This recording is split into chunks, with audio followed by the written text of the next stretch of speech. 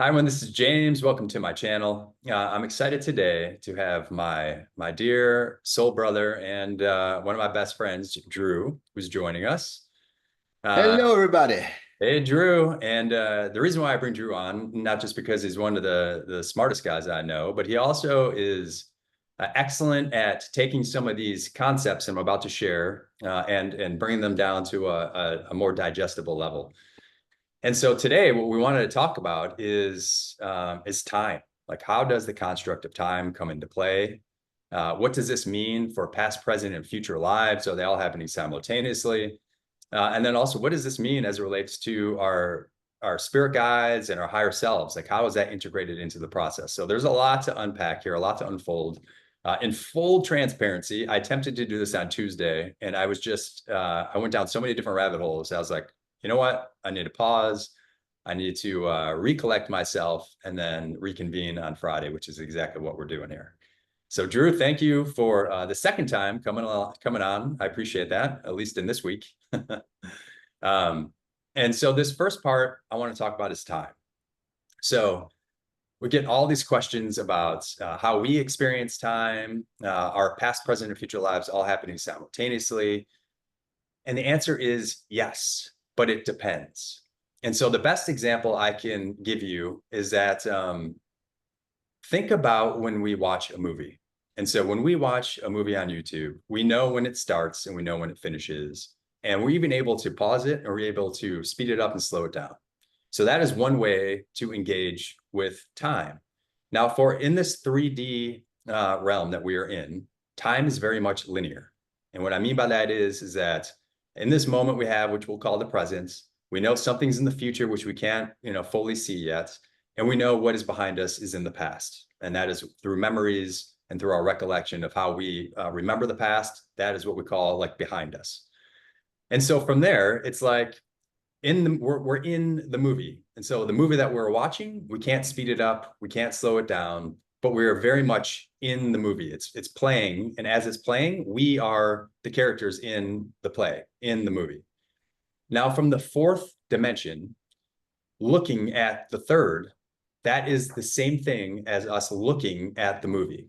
And so from the fourth dimension, which is the astral realm, and it's also where some of our spirit guides are, just some, we are able to then look at an incarnation from beginning to end.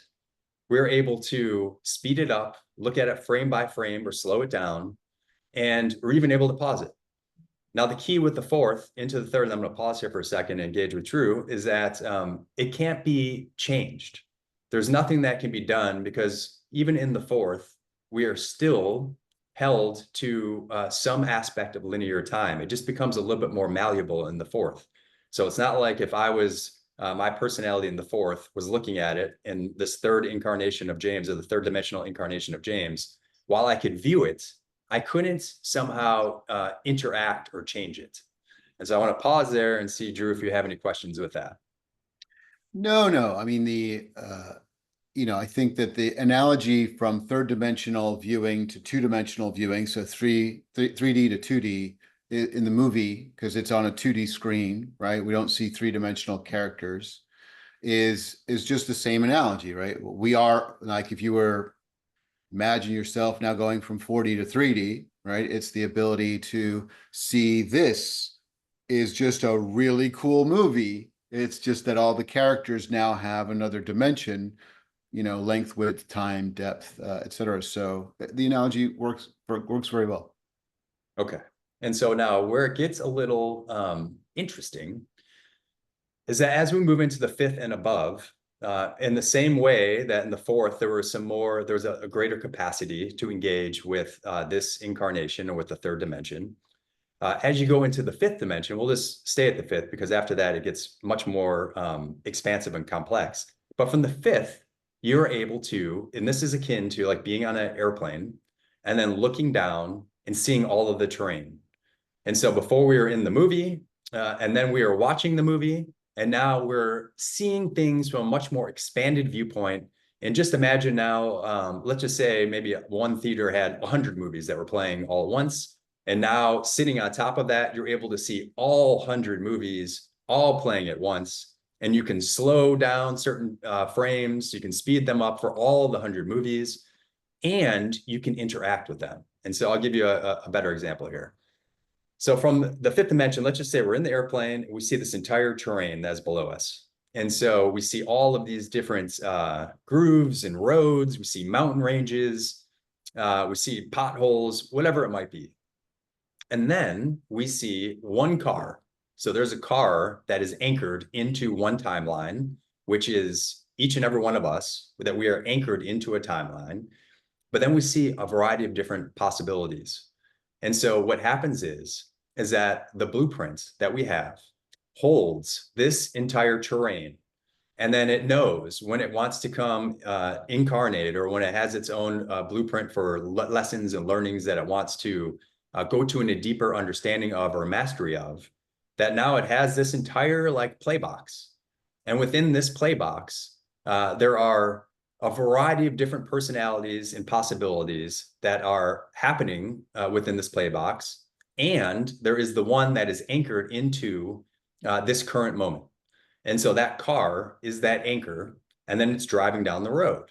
Now we talk about, is it free will or is it predeterminism? And this is kind of where I went down a rabbit hole on Tuesday, and I won't go too far on this. But the answer is it's both. Because there is the predeterminism of what the blueprint wants to learn, and there is the free will of each and every one of us as to how we want to learn it. And then in navigating down that road with how we are experiencing different aspects of time or different incarnations, we get to have the free will and the choice as to how we want to maneuver through it. And so how this then circles back to the fifth dimension is that you then have this viewpoint into the fifth dimension, or into the third dimension from the fifth, that you get to see all of the different possibilities. You get to see the past, present, and future all happening simultaneously. And you literally can just move your perspective and shift it to then see time at different angles and experiences based upon that viewpoint. So from that viewpoint of the fifth, past, present, and future lives are all happening simultaneously.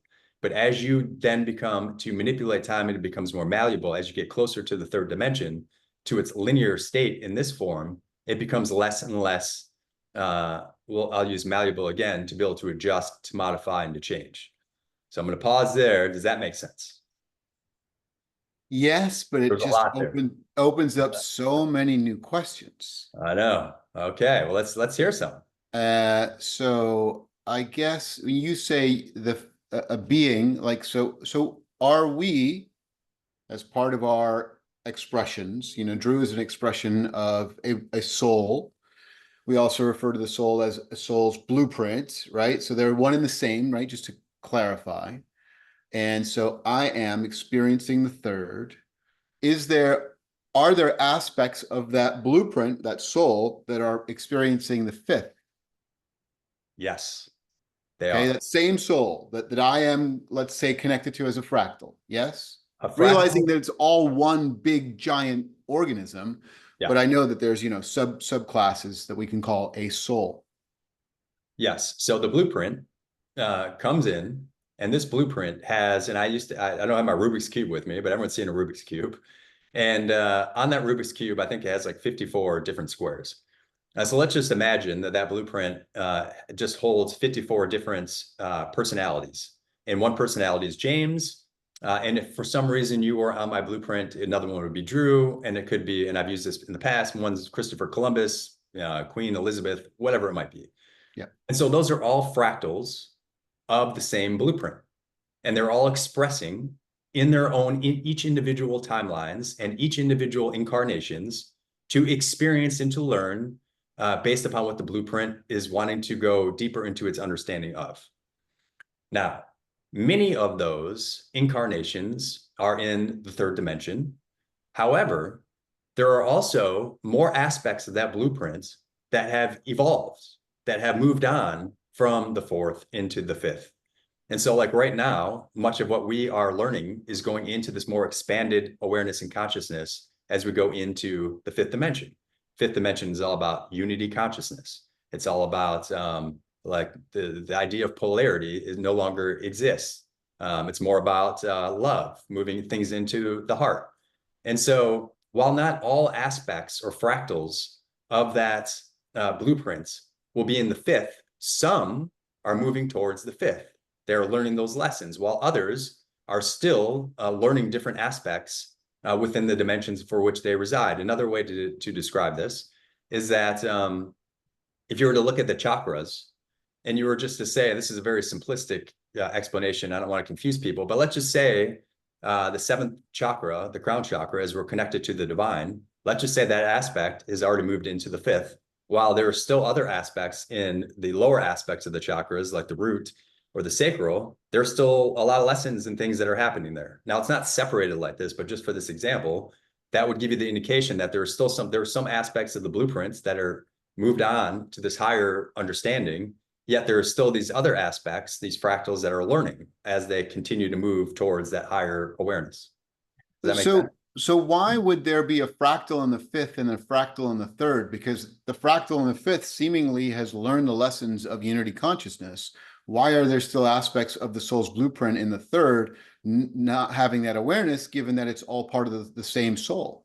That's a great question. So is a fractal of understanding that is understood and moved into the fifth. It is not the complete understanding. It would be like if a leaf on the tree ended up moving into the fifth, but there's still all these other leaves on the tree.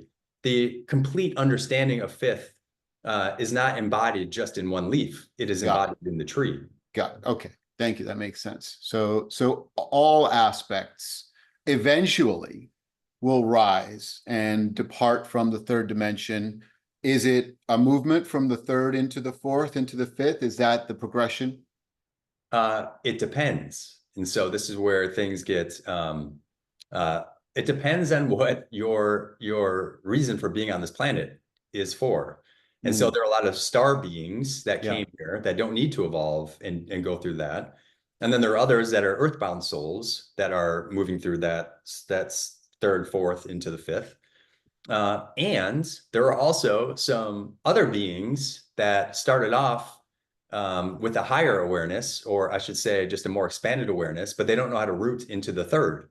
So you have all of these different possibilities that are happening, all these different experiences that are happening where some are being brought up, some are being brought down, but all of them, and this goes back to the example of the leaves on the tree. While some leaves might be up in the fifth and some might be in the third, they're also learning from each other. And so that ends up coming back into this deeper place of the heart, which is ultimately what the whole tree will go into, which I know that makes things a little confusing, but I hope that example provides some context. Yeah. I mean, I think it's good, and this bears repeating probably many more times in the future, that the fifth is not better than or worse than the third, and the third is not better than or worse than the fifth. They're just different environments. And the idea of being grounded in a very physical, where the expression of light and energy is very dense in this material experience, where I clump around on the ground as a human, is just as exciting to the soul and source, because if a leaf, let's just use that example, is in the fifth, it would never be able to experience a tornado, or a torrential rainstorm, and what that feels like to be in that energy, being tossed around and moved by the mechanics and forces of, the gravities and such in the third dimension. So it is cool, because we're all like, let me get out of here. Let me get out of the third, go to the fourth, go to the fifth. No. There's such, the soul is clearly a brilliant, intelligent architect. And so if we're here, it is a divinely intelligent experience that it is seeking. Yeah, I think that was, very well said. And that is something I've had to learn as well, because I'm like, oh, the physical body feels so heavy. Lots of times I feel like I don't belong here. And what has just come through so clearly is that a lot of the starseed beings who have come from this expanded awareness, and again, emphasizing your point that each dimension is its own lessons, learnings, and mastery. Just because you're in the sixth or the seventh doesn't mean you've already mastered these lower aspects, these lower dimensions. That is not the case. And so a lot of us came here in in a beautiful like harmony and balance and dance with each other, where these beings with a more expanded awareness came here to learn how to root and feel into the physical, which has been very challenging for a lot of people, especially a lot of the star seeds that are here on this planet, because it just feels uncomfortable, it feels heavy, it feels dense. And then the idea of like rooting into this, into your points, that the body feels like sluggish, and people in those more expanded states are used to thinking of something and it's like, boom, you have it right away. And here, that's just not the way it works, especially with the aspect of how time is in this third dimension. But at the same time, you have all these other beings that have only been here on this planet that are then looking to have this more expanded awareness. And so there's this beautiful dance of teachings and wisdom that are being exchanged by the star seeds, as well as those that have only been earthbound, because they're teaching us how to root and we're teaching them how to expand. And then ultimately, we ultimately end up into the fifth dimension, which is the heart, the portal to the oneness of all things, to unity. Going back to that thread on time that you were discussing earlier, I don't know why, but it popped into my head, like the idea of a podcast. And, I sit outside of the podcast, and I receive a particular podcast, and I can listen to it at 1x, 1.5x, 2x, and I can manipulate. I can even go 0.5x. I can slow it down, right? But then, there's this experience where I can't change the content of the podcast. I can't write new language in there. I can just move it forward and backwards and, stop it in the middle. And there's that kind of experience of having that malleability of time. I can get to, move the time of the podcast. Now, I imagine in the fifth dimension, I would have access to all of all the transcripts that were possible, right? All of the versions of that podcast, and to be able to see which ones are the ones that are essentially are in alignment with the soul's blueprint, right? And then as we move into the third dimension, right, I'm actually the podcast. I'm the voice, in which case there is no speeding up and slowing down. It's just the natural expression of sound in that linear frequency. And, so I can understand if you come from the fifth dimension and you can see all of the transcripts of all the podcasts, and then you go to the fourth dimension and you're able to move it around, stop, fast forward. And then you go into you can no longer do any of that. You are actually the voice. That could be difficult. Because if someone were to take away the ability for me to speed up some of these podcasts, I would be quite frustrated. Yes. And this is where it really gets fun. And that is knowing that the blueprint, all of us, our blueprints, are extremely intelligent. I've spoken about this before. It's like the most sophisticated supercomputer times like a zillion. And that's our blueprints. So with regards to how our blueprint intelligently designs and architects all of these different personalities and experiences for its own learnings, lessons, and evolution, it does it in a way where we have these things called spirit guides. We have these things called the higher self.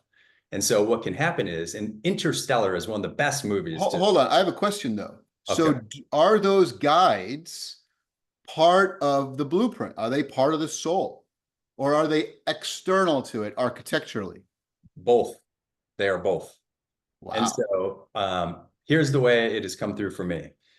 So we have given different times of it being linear, right? So let's just say, like for instance, you've many of you have heard me do some of the trance healing sessions with Maku. Maku is an indigenous being, one of the original avatars that speaks the A language of the earth, connected to the Earth star. And so that is very much an aspect of my blueprints. And so he comes in now based upon this third dimension because of where Maku sits, quote unquote, in the past. But with his ability to then move, because he is a higher consciousness, he is very much in the fifth. He is able to then come in and support James on his journey here based upon all the different things James, the personality, is supposed to learn, discover, and evolve into, or evolve in involution, evolve inwardly. And he's one of my guides. And so he helps me along my journey, and he helps me through the channeling, but he also helps me through the wisdom about he's reminding me and helping me to remember what it's like to be in harmony with all of the plants, the trees, the animals, what it was like back in the beginning when everything was in harmony with itself. And so that is one example of a guide that is a higher dimensional being that is quote unquote from the past. But the way he experiences time, he's able to then influence this third dimension. Does that make sense? Yeah. So, but you didn't answer the question whether Maku is in your blueprint. You said he's both in your blueprint and not in your No, no, no. blueprint. Maku is in my blueprints, but the answer I gave was it's both. There are some that are not. So for Ah, instance, got it. So a guide can come from where then? Do they have a blueprint? Are they part of a fractal? I think at some point I'd like to discuss in the future this idea of souls blueprints. Where do they come from? Who makes them? I know this is just an aside for another conversation, but that would help in understanding architecturally what is existence expressing in form. yeah. So I mean, the short kind of blip to that before we go into a longer conversation in another video is that in the same way that in the fifth that you can experience all of these different timelines happening simultaneously for your blueprint. If I was in the fifth looking at this blueprint of, I'm not going to call it James because James is just a personality, but my soul's blueprint. As you go up further, like the archangels, Pleiadians and Arcturians, even though some of them are fifth, but a lot of them are sixth, seventh, eighth, ninth, 10th, and 11th, and even 12th, things begin to change. And so based upon and this is, I'm opening up a can of worms here, but some of us, we have a lineage. And so some of us come from certain aspects of these beings that we call the archangels or the ascended masters. They happen to be part of our blueprint as well. And when we are going through different experiences, that we need to have, like lots of times people pray, they might pray to Yeshua, they might pray to Buddha, they might pray to Shiva. Some of them are a part of their overall blueprint lineage. And so what I mean by that is that while we have our blueprint, let's just say it's the Rubik's Cube that we talked about, each one of us, then as you expand out, instead of you having your own Rubik's Cube, you just become a square on another larger Rubik's Cube. And so you are a part of a larger blueprint. And then it just goes the micro to the macro, macro to the micro. And so that is the same thing, is that as you then begin to expand out, you start to see that your little Rubik's Cube is now part of a much larger Rubik's Cube. And that Rubik's Cube has certain beings or energies that it is a part of, which then makes you a part of that in the lineage. Yeah. Super cool. All right, I'm going to see where we are in time with this. So I wanted to go into then the idea of how spirit guides, as well as our higher selves, interact with us, and how that then, of course, relates to time. This is what came through for me. So just as mentioned, we have different guides in different dimensions. And based upon those dimensions, they're able to interact with us in this 3D time and space. So if you think about one of the more common things that happens is when we have a family member or a close friend pass, and they end up going into the fourth dimension. They call it the astral realm. And so what happens is that when somebody dies, quote unquote dies, or drops off their body, the body is so intelligent. It has many different types of bodies. So one of them is this more dense body that keeps us here in the third dimension. But when we sleep and we astral travel, we literally go into just another aspect of the same body. It's just a lighter version that then can be held in a different density. And so that is where many of our loved ones and close friends, they go. When you die, you go, and there's an imprint of you in a different body, very similar though, into the fourth dimension. And lots of times they stick around. They stick around in that form. Now there's fractals of them in different forms that go into different places. I won't go into that. But that is why when you see someone who's like a psychic or a medium, and they go and they can tap in, it's because they tap into that that frequency or that energy of the imprint that is still here, but just in the fourth dimension. And so lots of times they stick around because in the fourth dimension, there still is an emotional attachment or connection to your soul family, to the ones that you loved in the third, because you're not that far removed. And so they end up becoming one of your guides, and it's most common that they end up becoming one of your guides as they stick around. So that is just one example of one in the fourth dimension. I gave you one example of one Maku in the fifth dimension. And then this continues on just based upon the different guides, your blueprint, the bigger blueprint, the bigger blueprint that you are affiliated with. And then the blueprint's intelligence pulls in these different personalities, these different energies to assist you specifically when you're going through certain situations. It's like when you go to the doctor's office, you go and you get a specialist for a certain specific type of thing. That is the same thing. You'll have some general ones that are there to hold support and to help guide you just in the more general nature of things. But then your blueprint will pull in very specific types of guides that help you through a scenario or situation that is really their expertise. So I want to pause and see what you think about that. Yeah, my question is like, let's say loved ones passing, and I know my loved ones, and I know some of them have passed, and I know their spiritual awareness or lack thereof. So what happens upon passing into the fourth dimension? Do they all of a sudden, learn all these new lessons? Because if they were really grumpy people while they're living in their 3D body, how can they be guides given that, they're just not that mature? I think that's a great question. So as you move into the fourth, you come into more of an expanded awareness. But to your point, that doesn't mean all of a sudden you've ascended and learned all these great lessons and you've ascended your consciousness into this more expanded awareness up into the fifth dimension. That is not the case.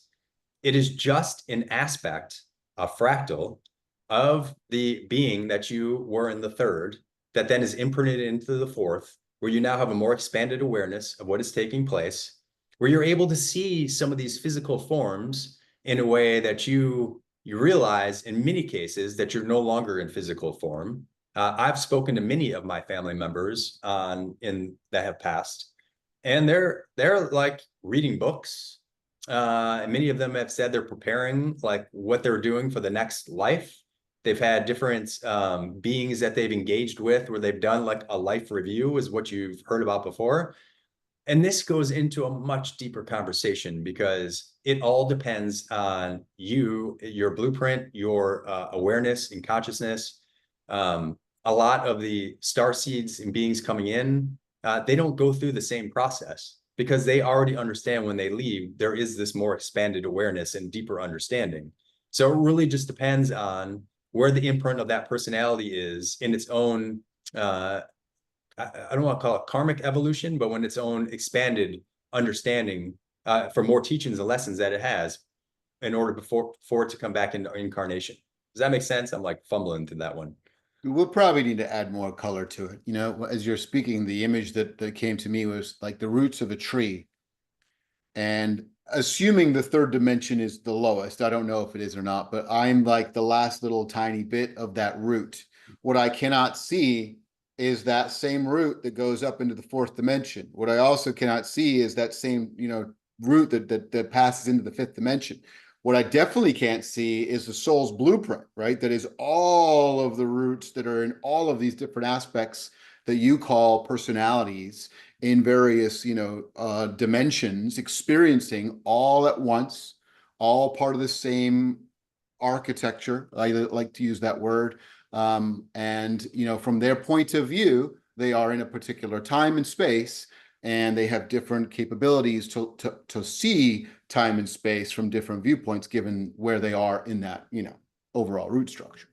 That's exactly right. Yeah. And this also goes into, or it will lead into like karma, and it leads into those cycles of karma that, when a soul hasn't fully moved into this more expanded awareness that they're free and sovereign, they still abide by the laws of karma. And that's right. It's perfect, so they go and they have these incarnations, they have these reviews, they feel like they need to change something, they feel like they had regrets, they feel like they need to learn something else. And so they keep incarnating in this cycle until they realize at one point that they are everything, that they are free and that they are sovereign, and that there is really the idea of learning something would then imply that you don't already know it all. Because when you are the divine and you have access to the infinite, you already are that. There's nothing to know. And so you surrender into that deeper knowing and understanding that you already have it all. But that is why we do these incarnations and these cycles of lessons and learnings here on this planet, is to get to that point. Cool. We covered a lot. We have covered a lot. Yeah, I'm going to cut this one off at this one. So just to recap, we talked about time and the third, fourth, and fifth. That from the fourth, looking at the third, it's very much like us looking at a YouTube video where you can see the start, the finish, you can speed it up, you can slow it down.